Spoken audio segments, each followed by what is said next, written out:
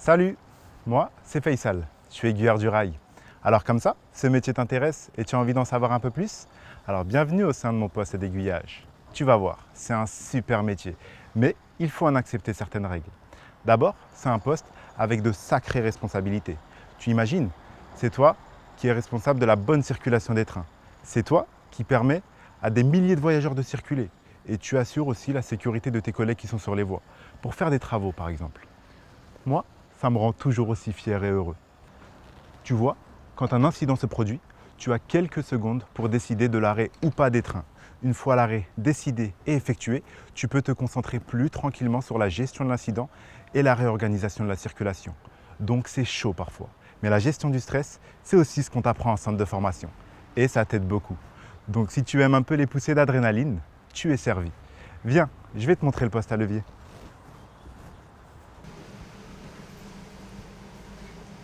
Alors là, on est au poste à levier. C'est le type d'aiguillage le plus ancien. Chaque levier gère un aiguillage ou un signal. Salut Dougie, Salut Face. ça va? Ouais, ça va et Ça toi? s'est bien passé la matinée? Oui, nickel.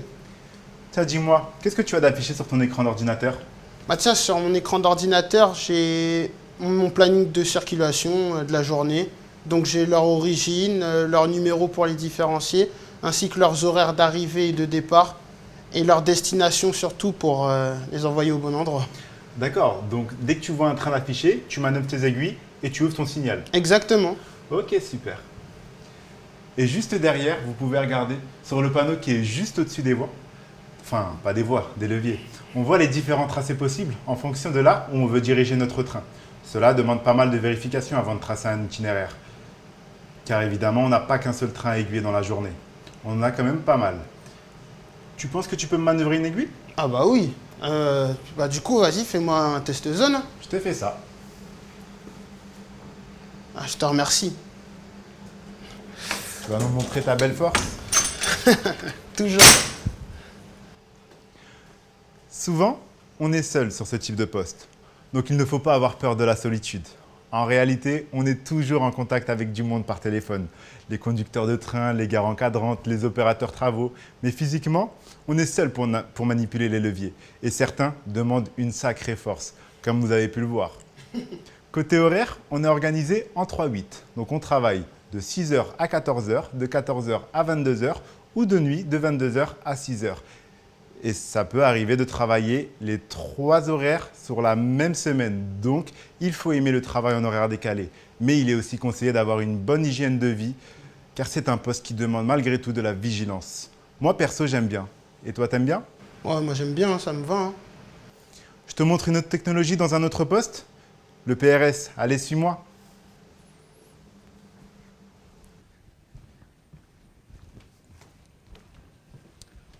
Alors là, on est dans un poste d'aiguillage plus moderne que le poste à levier. Il est constitué de boutons poussoirs. Donc quand on presse un bouton, c'est comme si on actionnait un ou plusieurs leviers. On a un tableau juste au-dessus, comme dans le poste à levier. Il nous donne une vision globale de toutes les lignes dont on est responsable. Et là, tu vois, sur ces boutons, il y a des dispositifs de sécurité qui ont été installés. On les installe par exemple quand il y a des travaux sur les voies. C'est un rappel pour nous qu'il ne faut surtout pas utiliser ces parties de voie. Donc quand c'est rouge, on ne touche pas. Ici, donc tu peux regarder, c'est un poste intermédiaire entre le PRS et les leviers. Je te présente Arnaud. Salut Faisal. Salut, ça va? Ouais, ça va et toi? Tranquillement, ça se passe bien? Ouais, super. Tu peux nous présenter un peu les leviers? Ouais, bien sûr. Donc ici, on est sur le poste à levier miniaturisé d'Hermont, qui contrôle la gare d'Hermont-Aubonne. C'est des petits leviers, donc contrairement à des postes plus anciens avec des gros leviers, ici ils sont miniaturisés. Donc pour nous, c'est vraiment beaucoup plus simple d'utilisation et beaucoup moins fatigant. D'accord. Tu peux nous faire une petite manœuvre? Ouais, bien sûr. Alors là, on a un train, par exemple, qui arrive à la voie 2 à Hermont. Ouais. On va devoir lui tracer son itinéraire. Donc je n'ai plus qu'à renverser le levier et l'itinéraire s'est tracé. Simple et efficace. Exactement. Allez, on va embêter un petit peu Jimmy.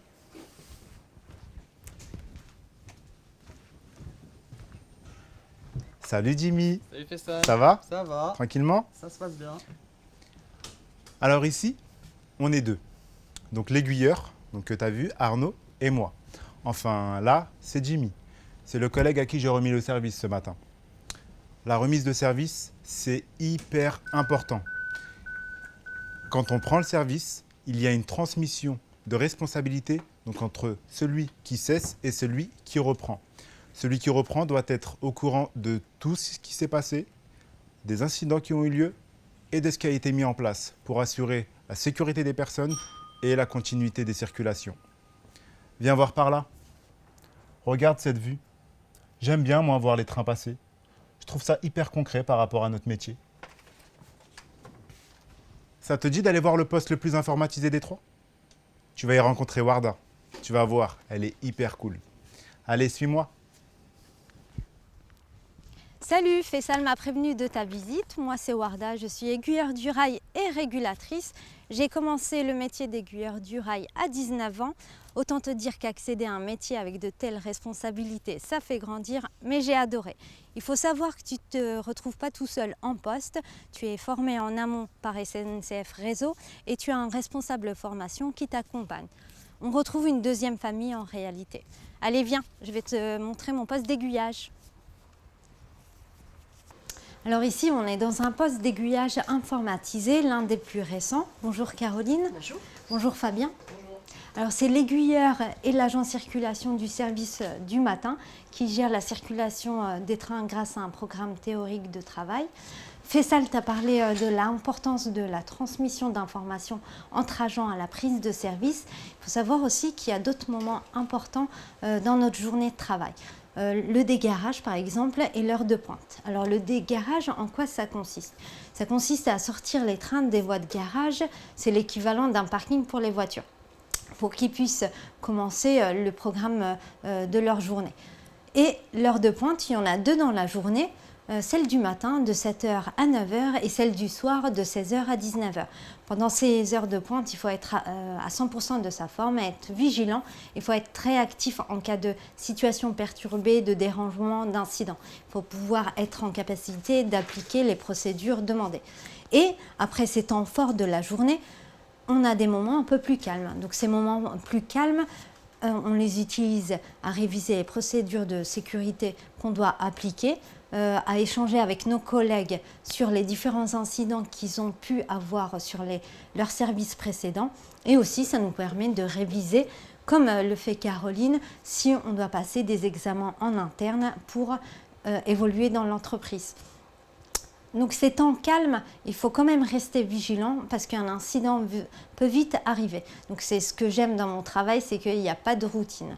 Et c'est valorisant parce qu'on fait circuler des trains, on fait voyager des milliers de clients par jour et les horaires décalés, moi ça me va très bien pour ma vie de famille. J'ai plus de temps pour mes enfants.